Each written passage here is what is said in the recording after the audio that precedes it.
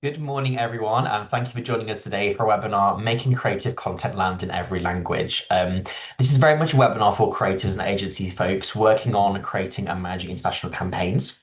It's great to see so many faces from creative agencies here today, and I know how busy agency life can be, so I really appreciate you taking the time to join us. Today's session will last around 25 to 30 minutes. And we'll have time for Q&A at the end as well. The session is being recorded, so if you need to drop off early or want to revisit anything later, we will be sharing the recording afterwards. But before we dive in, let me quickly introduce myself. I'm James Brown. I'm head of commercial at Comtec Translations, and I've spent the last 14 years working in translation and localization. When I'm not supporting my clients, I also volunteer as vice chair for the Association of Translation Companies. I work a lot, very closely with our agency, creative agency clients, some of which have included over the years PMG, Dentsu, McCann, TMS, and many more. And a fun fact about me is that I speak four languages, French, German, and Spanish alongside English. And I also play for and help run an inclusive touch rugby team here in Warwickshire. So that's very much me. Let's talk a little bit about Comtec. So for those unfamiliar with Comtec, we're an award-winning UK-based language localization and translation agency. And we support global brands and their agencies communicate their messages globally in over 250 languages. We're also the first and currently only UK translation company to be a certified B Corp, which we are super, super proud of. And as you may have gleaned from the client list I just shared, we very much support agencies working with global brands across campaigns, always on marketing content, product and website launches, and internal comms as well. So let's talk about today's session and why we're looking at best practice around making creative content land in every language. So let's think about it. A creative agency may develop a brilliant campaign in English. You've got a great strategy, the style and tone has been carefully defined, and your content has been carefully crafted. And then you discover the campaign needs to be launched in 15 to 10 other markets from your customers. And at that point, localization becomes a production step. For example, files are sent for translation, local markets are asked for review, and suddenly you as an agency, you're managing amends, rewrites that were not originally planned into the timeline and budget. And that's because potentially while the client feedback suggests translations are accurate, they're perhaps losing the emotional impact of the original. Now, in this scenario, the issue is rarely that anyone's done a bad job. It's likely that localization has not been scoped early enough, and the approach selected does not match the creative and commercial importance of the content. And that's what very much what I've designed on this webinar to help agencies make better decisions around localization before things get difficult, so you can protect your brand, your clients' brands, their ideas, and keep your delivery running smoothly. We'll be specifically looking at 6 things today. So why global campaigns go flat in other languages, how to spot creative content that needs an extra little bit of TLC, how to match localization efforts to commercial reward, where professional linguists add value to creative work, where, when, and how to use AI-supported workflows, and some practical tips on pricing and scoping for clients. I've also got a couple of exclusive offers for you to share at the end as well, so stay tuned for those. But without further ado, that's what we'll be discussing today. Let's dive straight in, shall we? So, first things first, let's look at why campaigns sometimes go flat when they go global. And it's often to do with meaning. And for creative content, meaning is not held in literal words, as I'm sure you're all aware. It's held in the feeling of these words, the register used, humor, cultural references, the way the brand seems to speak to the audience.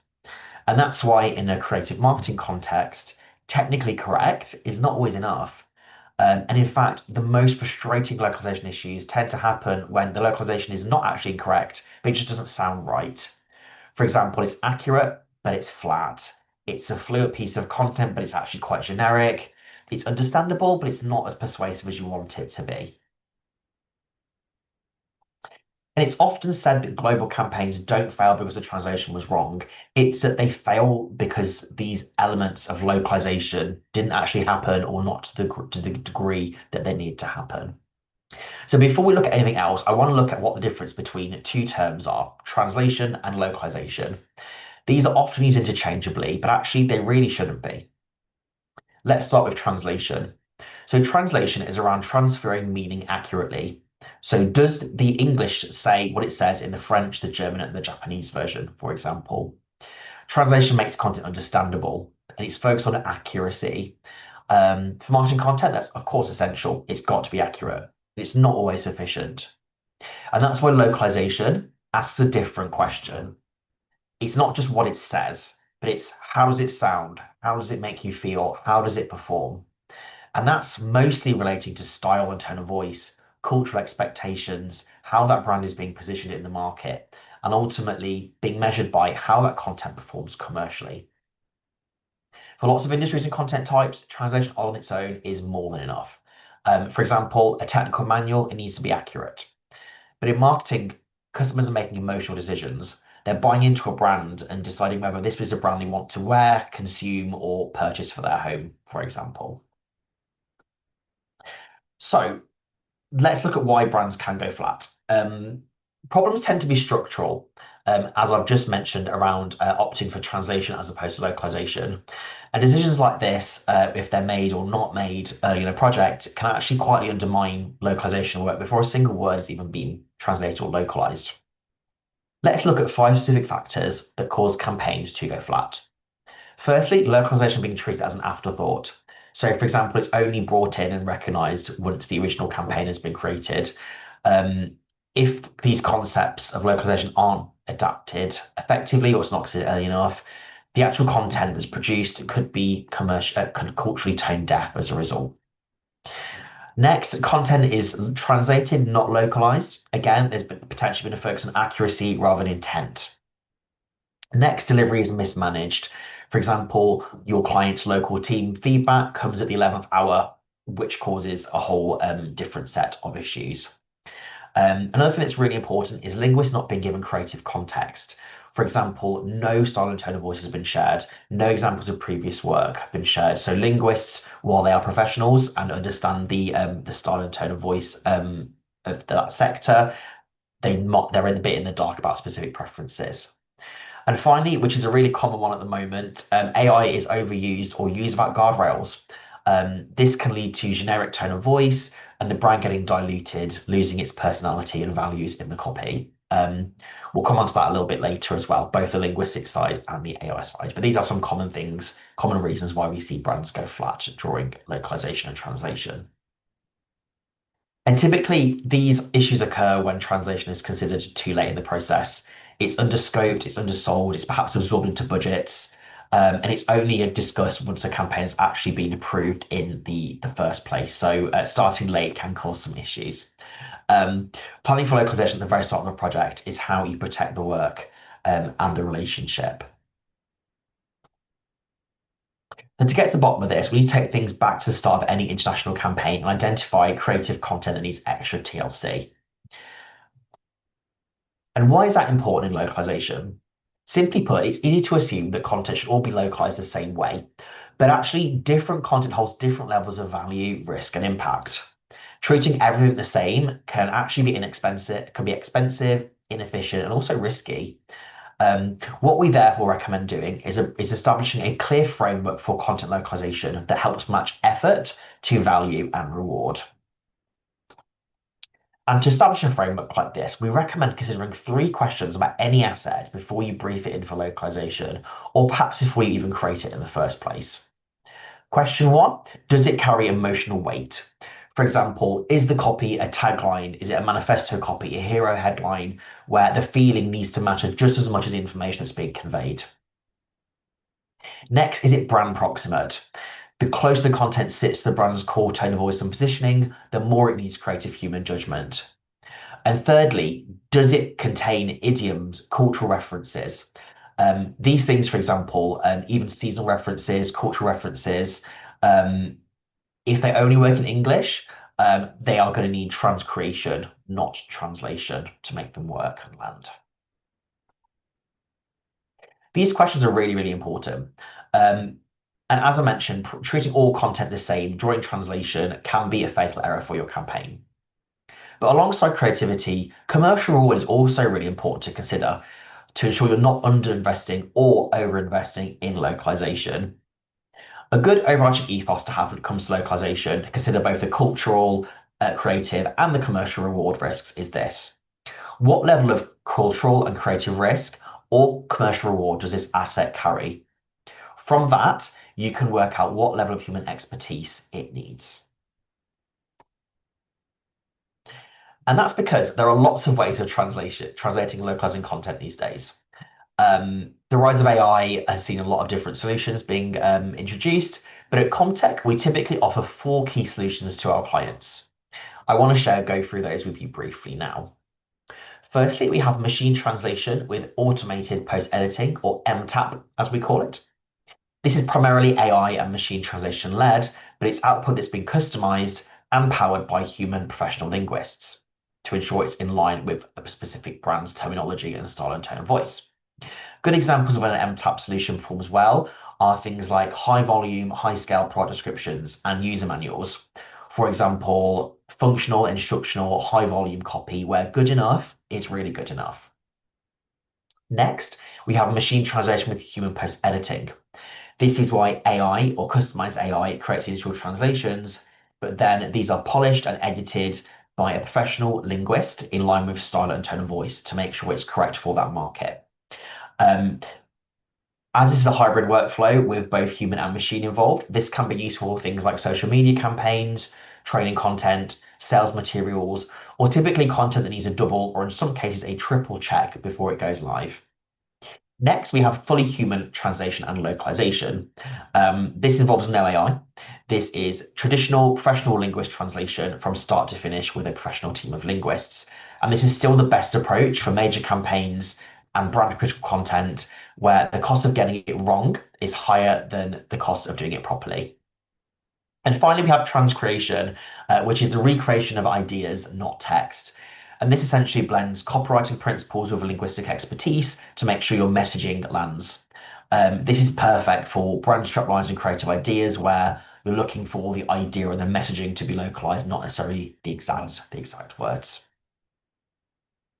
So those are the four solutions you can that are typically available for translation and localization. But how does that work in practice? So rather than defaulting to a single workflow across an entire product or campaign, we take our clients' input and briefs and we work with our clients, notably our agency clients, to help them categorize content into one of three core tiers based on creative sensitivity, brand proximity, and commercial consequence. And we then match each piece of content to the tier that delivers the most value for them. This pyramid typically includes three levels. So we have level one, the automated machine translation, MTAP. Level two is very much human post editing. And level three is fully human translation, localization, and transcreation. The result of categorizing content like this results in a workflow that protects the brand while also protecting the content and keeping costs and delivery times in line as well. And the best localization strategies combine all of these different approaches, matched to what each piece of content is actually trying to do. So you may have seen on the previous slides that at Comtec, we offer a selection of AI solutions for our clients. We'll come on to those in a moment, but before we do, I actually wanted to reinforce why human expertise and professional linguists add so much value to creative content, because it's super, super important in this context. I'd like to think of linguists as your brand guardians. They're linguistic experts who can adapt your creative content for global audiences. Essentially, they're the backbone of every single localization project. And unlike a machine, the linguists are considering a range of factors during localization. For example, what is this piece of content or this campaign trying to make the audience feel? What is the role of this particular headline in the context of the wider campaign? Should the tone of voice of this copy feel premium, playful, disruptive, reassuring, authoritative? Do the cultural references, including the text, work in market? Do they need to be adapted, for example, or transcreated? And ultimately, is the local version strong enough to do the same job as the original? These are all things that a machine just simply can't do. To demonstrate the impact of linguists, I want to have a look at a quick example. So we know it's tempting to use machine translation in a creative capacity. Machine translation content can look fine on the surface, but When you dig deeper, use as is without a linguist shaping it, it often reads as stiff, literal, and slightly off, slightly generic, which is not the kind of thing that you want customers to potentially be engaging with and having that opinion of the brand. So to show you the difference of how a linguist can elevate machine translation copy, I've included on the screen two examples. Firstly, a piece of content that's been translated via raw machine translation, so non-customized machine translation, and a version that's been edited by a professional linguist. I'll give you a few seconds to look at those, but hopefully, as you can see, the machine's version is much more functional and accurate and literal, word for word, whereas the linguist version has actually been adapted in line with the client's tone of voice and is a much more elevated, snappier, friendlier piece of content.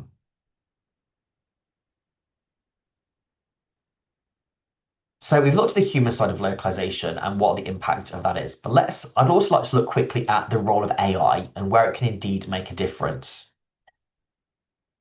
So we understand the challenges of business at the moment, and clients are increasingly asking and exploring whether AI can help work in a translation capacity and help reduce localization costs. We completely understand that, as we understand agencies are under pressure to deliver faster and protect margins.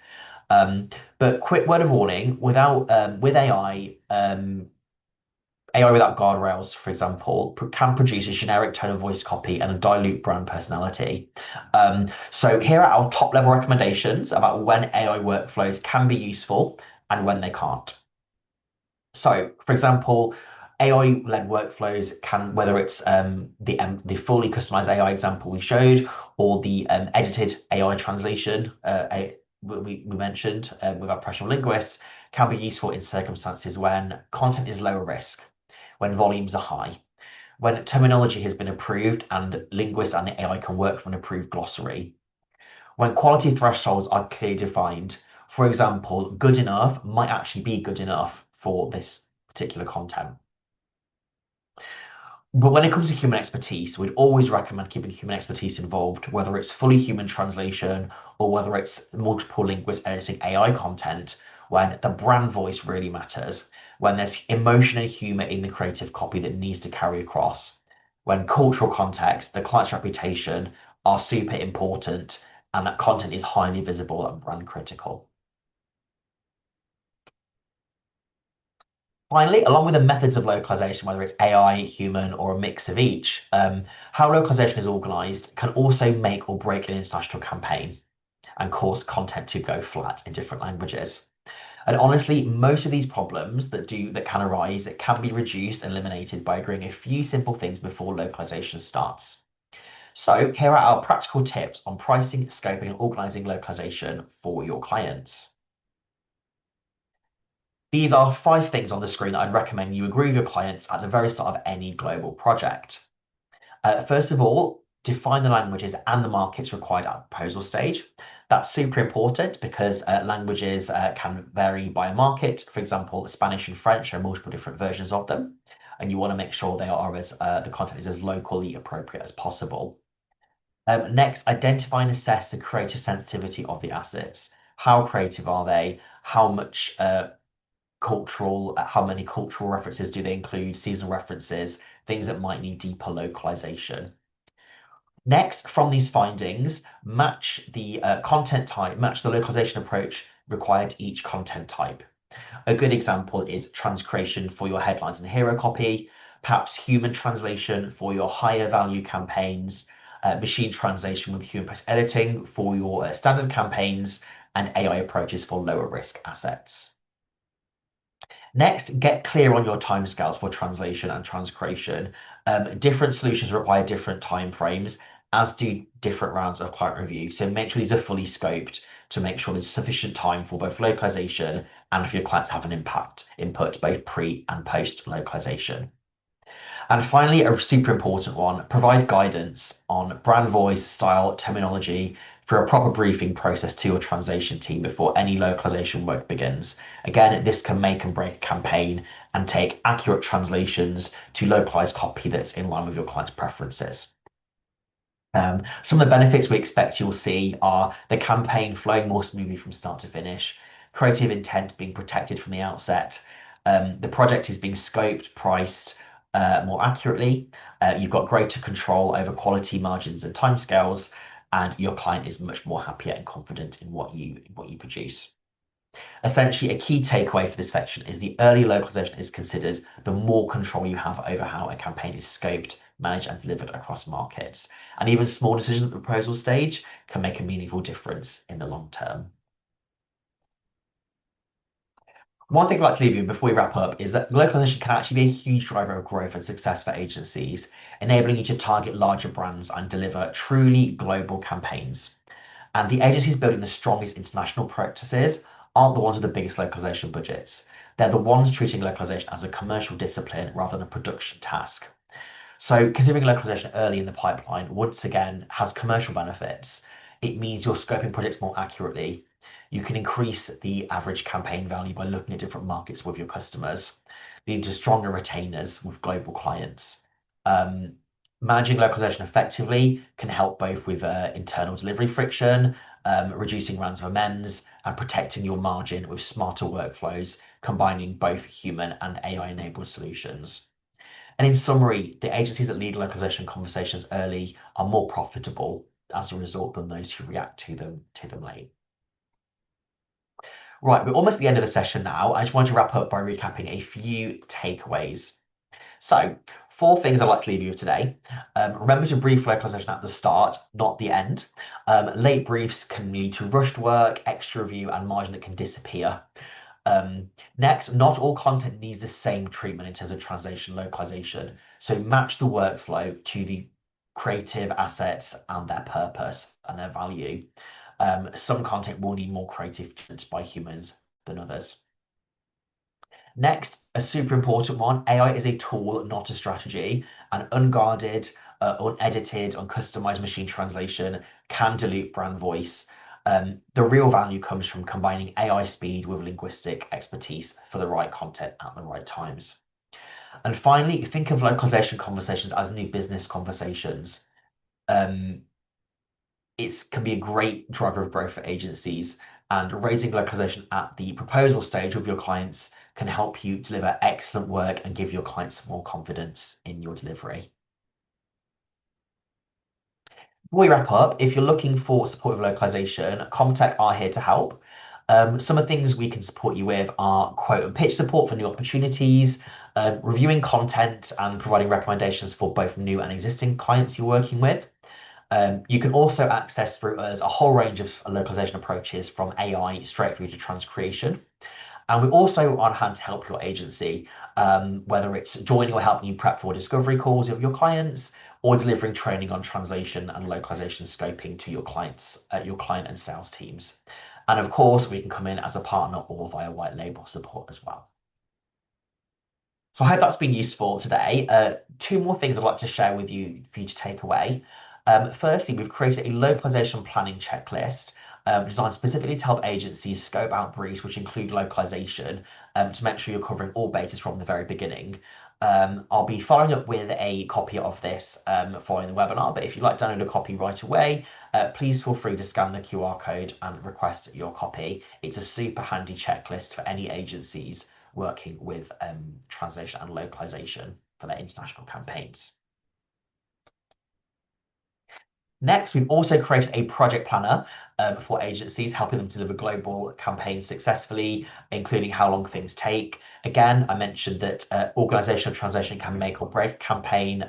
So if you'd like a copy of this, I'll be sharing it with you, but if you want to grab one straight away, again, scan the QR code on the screen and you'll be able to download a copy today.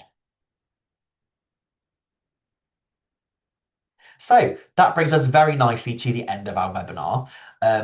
My contact details are on the screen if anyone would like to reach out with any queries at all or talk through a specific campaign or client. But before we wrap up, are there any questions from our audience today that you'd like me to answer live?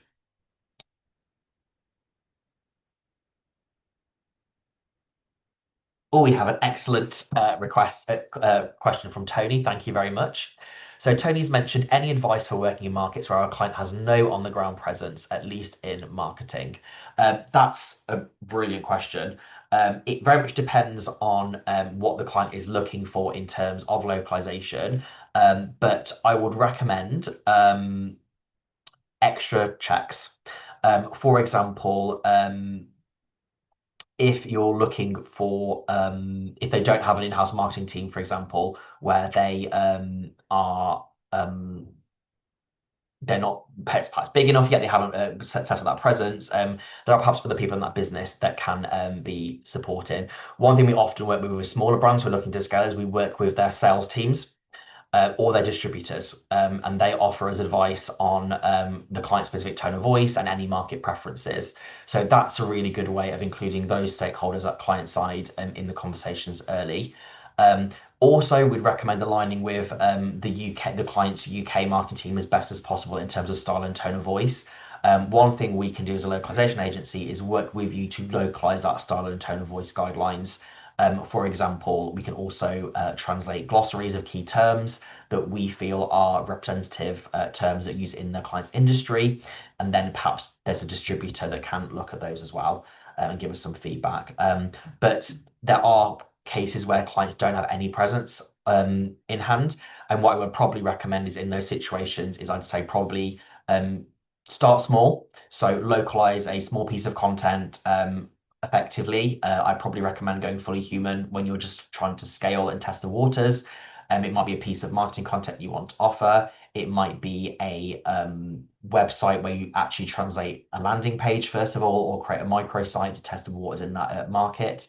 But there's lots of little things that can be done at the early stages to support a brand as they increase their presence overseas. And yeah, if you want any more information, Tony, please feel free to drop me an email or give me a call and I can share a lot more tips. Any other questions today before we wrap up?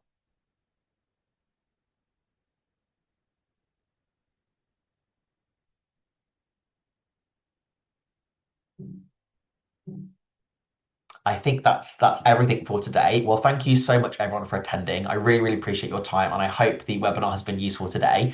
I'll be following up in the next few days with a copy of the recording and the slides and also the checklists that I've included for you to download. But as mentioned, if you have any, if you've got any support of localization at any time, please feel free to get in touch. My contact details are on the previous slides, and I look forward to being in touch with as many of you as possible. But for now, have a great day, and I hope to speak to you all soon. Thank you very much. Goodbye.